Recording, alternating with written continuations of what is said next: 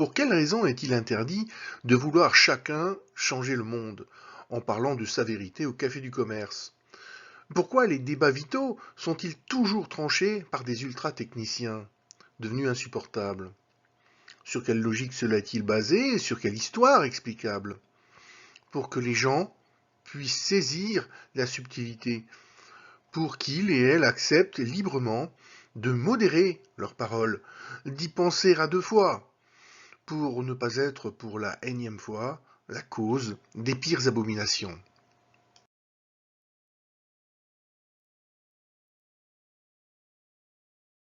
Les langues de l'humanité ont toujours cherché à comprendre comment fonctionnait le grand théâtre devant nos yeux, à toutes les échelles, de l'infiniment petit à l'infiniment grand.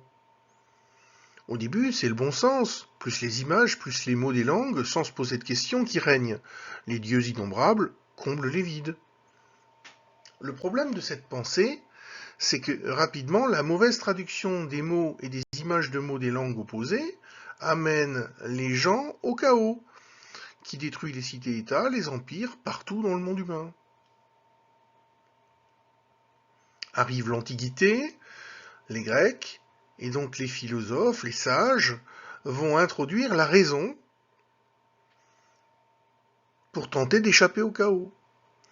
La forme, l'ordre et la position des choses, la causalité plus la technique, permettent des progrès fulgurants sans résoudre le chaos des guerres mondiales extrêmes.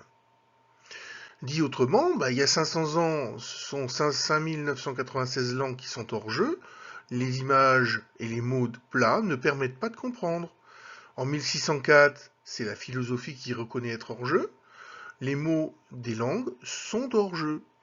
En 1632, c'est la physique et les mathématiques qui ont le seul langage capable de comprendre la logique de la nature dont parlent les Galiléens.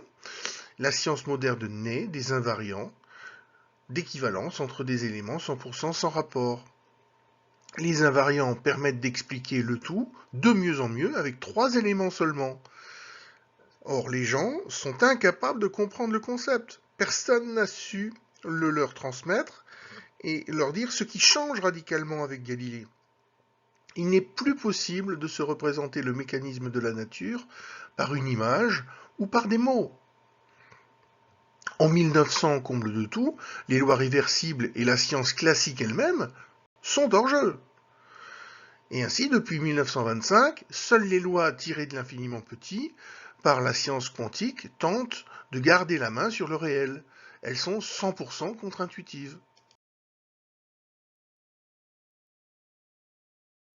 Et Paoli saisit cette occasion et dit à Dirac, vous avez vu Dirac, on dirait que ces moutons ont été fraîchement tondus. Dirac regarde par la fenêtre attentivement, revient vers Paoli et lui dit, oui, au moins de ce côté-ci. Ah oui, mais ça c'est une remarque très profonde, parce que ce qu'il veut dire là, c'est que notre cerveau, lorsqu'il reçoit des informations qui lui sont communiquées par la vision, utilise des logiciels d'invariance. C'est-à-dire que là, je vois une tasse de café, partiellement, et je dis, c'est une tasse de café. Okay ? Alors que si j'étais un peu honnête intellectuellement, il faudrait que j'en fasse le tour, que je la regarde sous tous les angles, pour vérifier que, quel que soit l'angle sous lequel je la regarde, c'est une tasse de café. D'accord ? Ça veut dire que notre cerveau utilise des trucs d'invariance comme ça, à partir d'un point de vue partiel, il en tire une inférence générale. Okay ? Et l'idée de Dirac, c'est que la physique, qui utilise des mathématiques, qui sont riches en invariants, fait la même chose. C'est-à-dire que les mathématiques en physique, par le choix des formalismes que font les physiciens, prolongent dans l'invisible, qu'il soit infiniment petit ou infiniment grand, les mécanismes opératoires de la vision. Et comme ce sont des structures qui sont riches en invariants, ces méthodes sont capables de saisir des éléments de réalité. Si vous décrivez un électron par une fonction d'onde, par exemple, l'espace de Hilbert, je ne sais pas comment, mais cette fonction d'onde n'est pas invariante par rotation. Ça veut dire quoi? Ça veut dire que si vous tournez autour de l'électron, L'électron qui est un électron selon un certain point de vue ne l'est plus selon un autre. Donc ce n'est pas un électron. Autrement dit, pour qu'un élément de réalité soit un élément de réalité, il faut qu'il résiste à un changement de point de vue.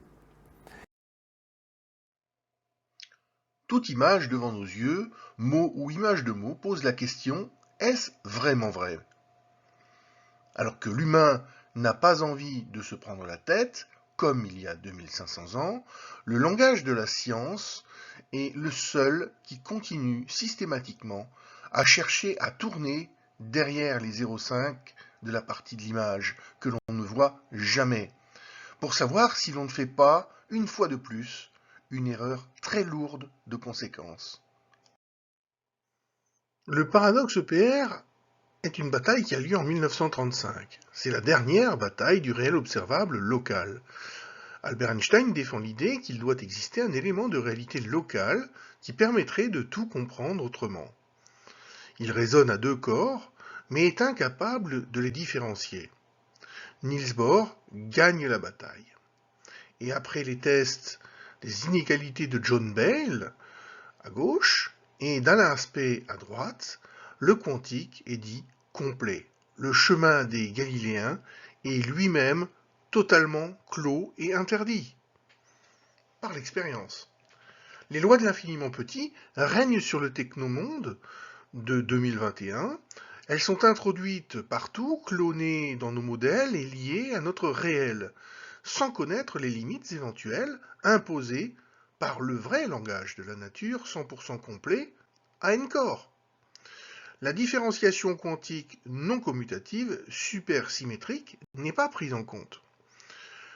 Et donc, si vous voulez contredire le quantique, ça revient à démontrer que le langage autocentré de la science depuis 1632 est un forçage, en quelque sorte, qu'il est incomplet, donc inconsistant et incohérent, qu'il produit et valide canoniquement des vérités techniques qui ne résistent pas à un changement de point de vue galiléen.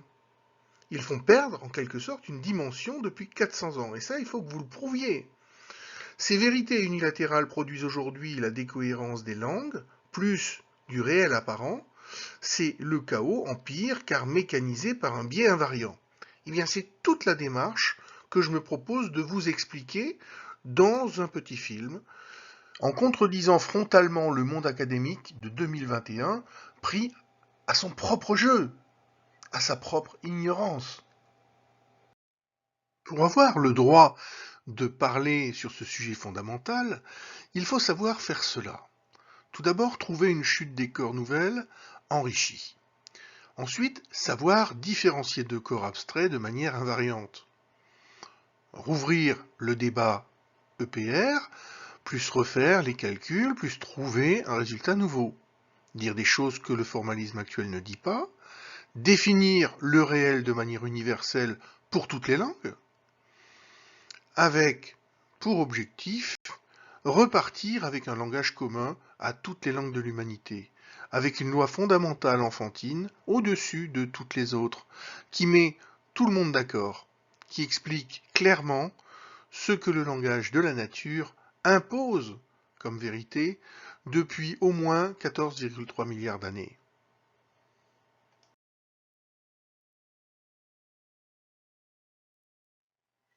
Si ce que j'avance seul est vrai, alors ces deux unes de presse devront être vraies en même temps.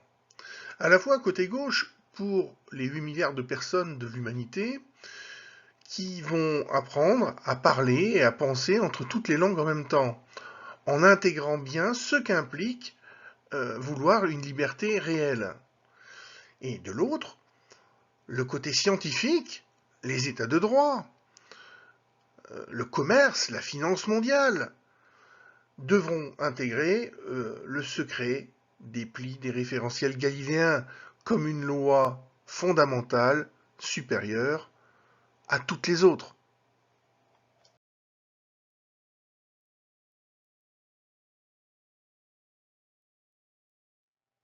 Je vous invite à vous asseoir 30 minutes, à cesser de dire « je sais » pour espérer apprendre l'impensable, à rattraper 2500 ans d'ignorance coupable. Je vous souhaite un bon voyage comme spectateur au-delà de votre raison, dans le réel observable des seuls Galiléens.